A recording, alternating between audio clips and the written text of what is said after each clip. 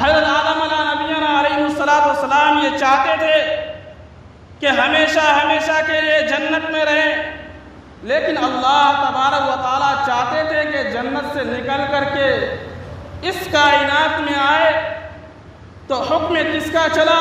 اللہ تبارک و تعالیٰ کا۔ مرضی کس کی پوری ہوئی؟ اللہ تبارک و تعالیٰ کا۔ حضرت ابراہیم علیہ نبینا علیہ السلام چاہتے تھے اپنے ہاتھ میں چوڑی لے کر اپنے لخت جگر کے گردن پر ڈال کر کے ذبح کرنے چلے، ذبح کر رہے ہیں، لیکن اللہ تبارک و تعالیٰ کی مرضی یہ تھی کہ سیدنا اسماعیل علیہ نبینا علیہ السلام کا ایک بال بھی باقی نہ ہو۔ تو ابراہیم کے چاہنے اور اللہ تبارک و تعالیٰ کے چاہنے میں عمل کس پر ہوا؟ حکم کس کا چلا؟ مرضی کس کی پوری ہوئی؟ اللہ تبارک و تعالیٰ کی مرضی پوری ہوئی۔ حضرت نوح علیہ نبینا علیہ السلام چاہتے تھے کہ ان کا بیٹا، ان کا لخت جگر ان کے کشتی میں سوار ہو جائے اور فلاح پا جائے، لیکن اللہ تبارک و تعالیٰ نہیں چاہتے تھے، تو اللہ تبارک و تعالیٰ کی مرضی یہاں پر بھی پوری ہوئی۔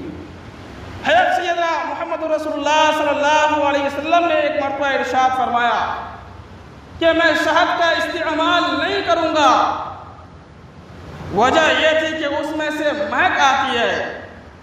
تو اللہ تبارک و تعالیٰ نے پیارا سا خطاب فرمایا، یا ایھا النبی لما تحرم ما احل اللہ، کہ اے اللہ کے نبی صلی اللہ علیہ وسلم، جس چیز کو میں نے حلال کیا ہے آپ اس کو حرام نہیں کر سکتے۔ تو حکم کس کا چلا؟ اللہ تبارک و تعالیٰ کا۔ مرضی کس کی پوری ہوئی؟ اللہ تبارک و تعالیٰ کا۔ تو اللہ تبارک و تعالیٰ نے فرمایا قرآن پاک میں، واللہ غالب علی امری ولکن اکثر الناس لا یعلمون، کہ اللہ تبارک و تعالیٰ کا حکم ہر حال میں پورا ہونا چاہیے۔ میرے محترم بزرگوں اور عزیز ساتھیوں، جب اللہ تبارک و تعالیٰ کا حکم ٹوٹتا ہے تو اللہ تبارک و تعالیٰ کا اس پر وبال بھی آتا ہے، مصیبتیں آتی ہیں، پریشانیاں آتی ہیں۔ اس لیے اللہ تبارک و تعالیٰ کے حکم کو کبھی توڑنے کی جرأت نہ کرنا۔ آپ اللہ تبارک و تعالیٰ نے قرآن پاک کے اندر بہت ساری قوموں کا تذکرہ کیا، بہت سارے نبیوں کے حالات کو بیان کیے۔ یہ ایک اسٹوری سنانے کی نہیں ہے، بلکہ مقصد یہ تھا کہ ان واقعات سے عبرت حاصل کریں۔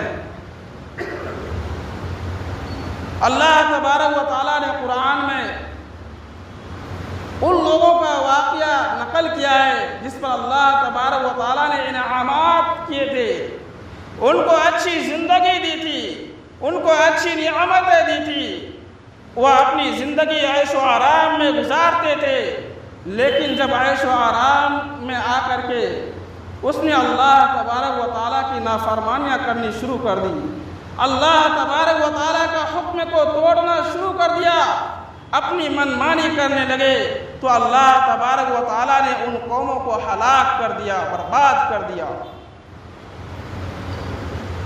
میرے محترم بزرگوں اور عزیز ساتھیوں، آج ہم اللہ کے حکم کو توڑتے ہیں، ہمیں احساس تک نہیں ہوتا ہے،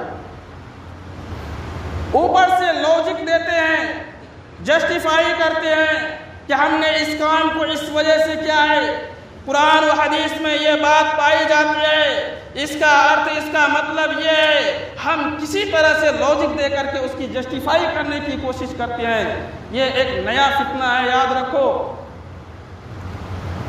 میرے محترم بزرگوں اور عزیز ساتھیوں، ذرا غور سے سوچیں کہ اللہ تبارک و تعالیٰ نے ہمیں حکم دیا ہے کہ اپنی نگاہوں کی حفاظت کرو۔ کتنے لوگ ایسے ہیں جن کی آنکھ محفوظ ہے؟ اللہ تبارک و تعالیٰ نے قرآن پاک کے اندر فرمایا، قُلْ لِلْمُؤْمِنِينَ يَغُضُّوا مِنْ أَبْصَارِهِمْ، کہ اے ایمان والو اپنی نگاہیں جھکائے رکھو، آنکھوں کا پردہ کرو۔ آج کتنے لوگ ایسے ہیں جو اپنی نگاہوں کو نیچے رکھتے ہیں، اور آنکھوں کا پردہ کرتے ہیں۔ آج کسی بھی عورت سے آپ کہیں کہ پردہ کرو تو وہ یہی کہتی ہے کہ آنکھوں کا پردہ ہے۔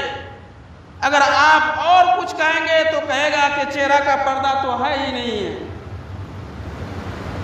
تو ہم نے جو سنا، ہم نے تو سنا لیکن اس پر عمل نہیں کیا، ہم نے قرآن و حدیث کی بات کو نہیں مانا۔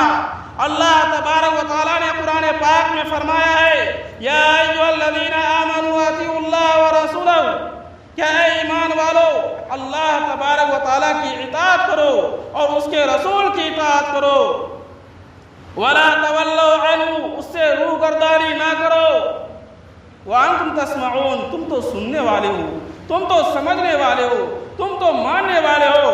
ان لوگوں کی طرح مت ہو جانا جس نے کہا تھا وَلَا تَكُونُوا كَالَّذِينَ قَالُوا سَمِعْنَا وَهُمْ لَا يَسْمَعُونَ، کہ ان لوگوں نے تو یہ کہا تھا کہ ہم بات کو سمجھتے ہیں، بات کو سنتے ہیں۔ اللہ تبارک و تعالیٰ فرماتے ہیں کہ وَهُمْ لَا يَسْمَعُونَ، تو وہ سمجھتے نہیں ہیں۔